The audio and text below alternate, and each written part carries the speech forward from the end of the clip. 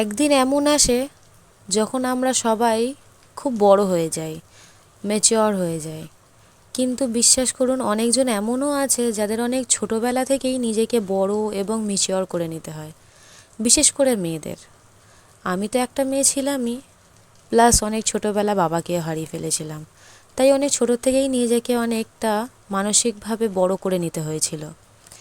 আজকে আমার জন্মদিন। প্রত্যেক বছরই নিজের জন্মদিনটা মা আর মেয়ের সাথে একটু বাইরে ঘুরে, খাওয়া দাওয়া করে, আনন্দ করে কাটাতে চাই। কিন্তু এবছরটা আর সেটা সম্ভব হলো না। এবছরে আমি যাচ্ছি আমার স্কুলেতেই দিনটা কাটাতে।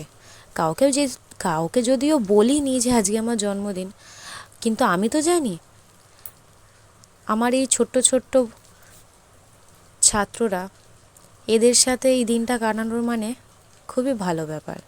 আর এদের ভালোবাসা পাওয়ার যে বড় গিফট আর কি কিছু হতে পারে এই পৃথিবীতে? আপনারাই বলুন। আর এখানেই যে আমার জন্মদিন থেমে গেল তা নয়, সেই দিনই ছিল একটা অন্নপ্রাশন বাড়ি। ভগবান সেই দিন আমার ভালো মন্দ খাওয়া দাওয়ার ব্যবস্থাটাও করে দিল। আর ভগবান রূপী আমার মা, যিনি আমার জন্য কেক নিয়ে আসলেন, আর এইভাবে